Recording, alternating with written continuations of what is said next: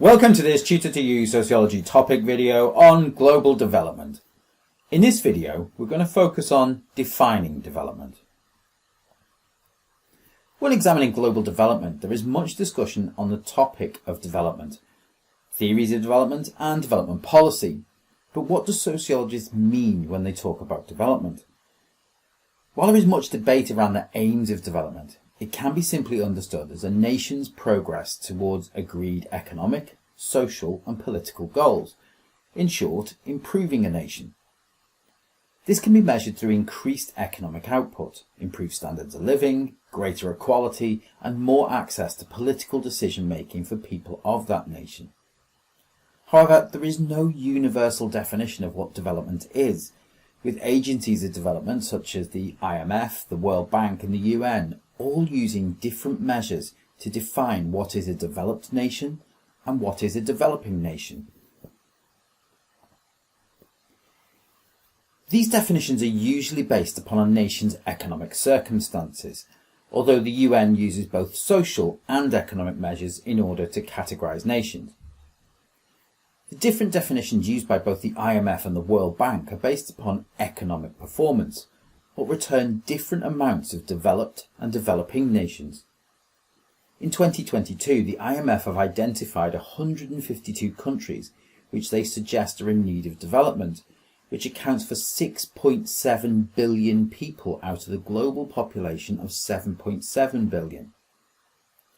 Conversely, the World Bank categorised nations into 4 different categories based upon their economic output, with higher and upper middle being perceived as developed nations, whilst middle, low and low income nations are in need of development. In the most recent World Bank data from 2021, just 33 nations were classified as being low income nations, which demonstrates the differences between the two measures. UN measures, which we will look at in our video on the Human Development Index, argue that out of 192 UN members, there are 76 nations with lower levels of development, what they call middle and low human development, which further illustrates the difficulties in defining whether a nation is developed or not. Historically, there have been other ways in which nations were categorized for the purposes of development, and whilst many are no longer used because of the process of globalization and social and ideological changes in society, it's worth understanding these definitions as part of the bigger picture of global development. The three worlds definition, which was commonly used during the period of the Cold War between the US and the Soviet Union, defined the first world as being industrial capitalist nations, the US, UK, Western Europe. The second world were nations allied to communist principles, largely the Soviet Union, but also China and Cuba. The third world was a term given to other nations whose economic power was limited, particularly in the period following World War II as former colonies gained independence. Many of these nations, rich in natural resources and labour, were often exploited by both the first and second world countries, which prevented them from reaching their full potential. However, with the collapse of communism in the late 20th century, this definition is now seen as outdated. A second definition, which is still referred to in sociology, is the global north and global south. This definition suggested that power and resources are largely based in the northern hemisphere, whilst nations in the southern hemisphere were more likely to be in poverty. With the emergence of nations such as Brazil, India, Australia and New Zealand, this definition is not used as much, although culturally there is still many references to the underrepresentation of ideas from the global south in development policy and sociology as a whole. A final definition of that is of the bottom billion, a reference to policies that targeted the poorest in society, those living below the level of absolute poverty, which is around $2 a day. As this level of absolute poverty has diminished and been replaced by relative poverty, the bottom billion is used less in reference to development policy in the 21st century. A simpler way of examining what is a developing nation is to examine some of the features of those nations.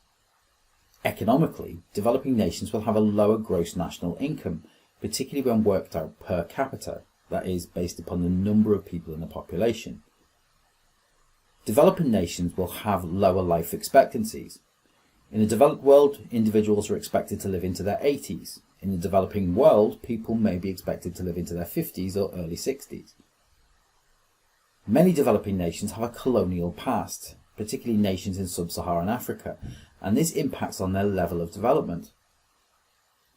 In terms of the population, higher infant mortality rates are common, as are higher birth rates and overall younger populations. Nations that have been impacted by conflicts, both civil and international, are also likely to be classified as developing. There will also be lower levels of the population in education, particularly females, in both primary and secondary education, and less gender equality in society. Now, these are some of the typical features of developing nations, and development policy looks to tackle these issues. By no means are all developing nations alike. Some have high levels of gross national income, but this is not distributed through the population. Others have divisions between those in the higher strata of society and those in lower strata, and this is what makes measuring development so difficult. In fact, one of the biggest issues with defining development is that it is largely focused on economic development rather than social development. And so while a nation may appear to be prosperous, in fact little of that wealth is distributed through the people. For example, China, India and Brazil. The use of per capita measurements also hides inequalities. This vast amounts of wealth are often concentrated into the hands of the elites in society, and this creates a fallacy of economic growth, whilst social development remains stagnant. This is something we'll look at in future videos. Finally, development is often based upon what Western nations perceive as the right way to live: education, healthcare, family size and demographic changes, which represents an ethnocentric view of what development looks like. Often policy is dictated by those in power in the West and relies little upon local expertise. That concludes this Tutor to You Sociology topic video on global development, focusing on defining development. Thanks for watching.